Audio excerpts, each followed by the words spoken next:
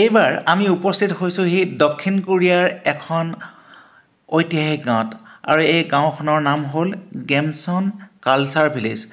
গেমচন culture village আচলতে আছে দক্ষিণ কোৰিয়াৰ ভূচনৰ পশ্চিম অঞ্চলত এক ঐতিহাসিক গাঁও আৰু এই গাঁওখন চাবলৈ পৃথিৱীৰ বিভিন্ন দেশৰ পৰ্যটক আহে, দৰ্শক আহে। পৰ্যটকৰ বাবে আচলতে এক আকৰ্ষণীয় স্থলী গেমচন কালচাৰ ভিলেজ।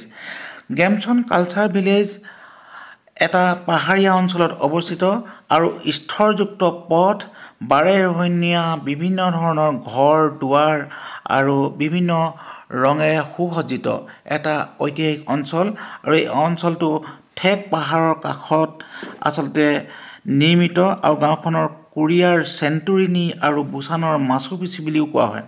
আচলতে গাঁওখনৰ মনোমোহা দৃশ্যই সকলোকে আকৰ্ষণ কৰে আৰু গাঁওখনক বিভিন্ন শ্ৰেণীৰ পৰ্যটক, বিভিন্ন শ্ৰেণীৰ দৰ্শকে আহি ইয়াত চাই উপভোগ কৰে আৰু তথ্য সংগ্ৰহ কৰে, গৱেষণা কৰে, অধ্যয়ন কৰে।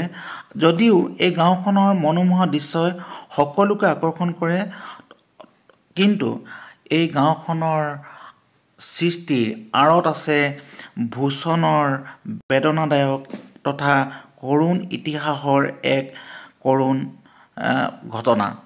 আচলতে কোৰিয়া যুদ্ধৰ সময়ত শৰণাৰ্থীসকলে এই অঞ্চলটোলৈ আহি খেতি-বাতি কৰিছিল, বসতি কৰিছিল, জীৱন নিৰ্বাহ কৰিছিল আৰু এই অঞ্চলটো আচলতে কোৰিয়া যুদ্ধৰ সময়ৰ এক কৰুণ জীৱনগাথা আৰু এই কৰুণ জীৱনগাথা ইমান সুন্দৰভাৱে সজাই ৰখা হৈছে।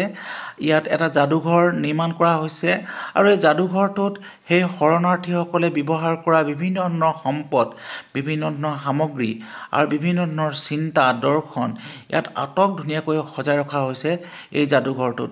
আচলতে যাদুঘৰটোলৈ যেতিয়া সোমাই যোৱা যায় বা যেতিয়া আচলতে প্ৰৱেশ কৰা যায়, সেই যাদুঘৰটোৱে সেই গাঁওখনৰ ইতিহাস আৰু সেই গাঁওখনৰ অতীত, সেই গাঁওখনৰ জীৱনৰ কৰুণ গাথা অনুভৱ কৰিব পাৰি। আচলতে জীৱনৰ কৰুণ গাথাৰে সুসজ্জিত, জীৱনৰ কৰুণ ইতিহাসেৰে সমৃদ্ধ এখন গাঁও আৰু এই গাঁওখনৰ নাম হ'ল গেমচন কালচাৰ ভিলেজ। এই গেমচন কালচাৰ ভিলেজখন আছে দক্ষিণ কোৰিয়াৰ ভূচনৰ পশ্চিম অঞ্চলত আৰু এই অঞ্চলটো চাবলৈ পৃথিৱীৰ বিভিন্ন দেশৰ পৰা বিভিন্ন শ্ৰেণীৰ দৰ্শক আহে, পৰ্যটক আহে। আমি গাঁওখন দেখুৱাব বিচাৰিছোঁ।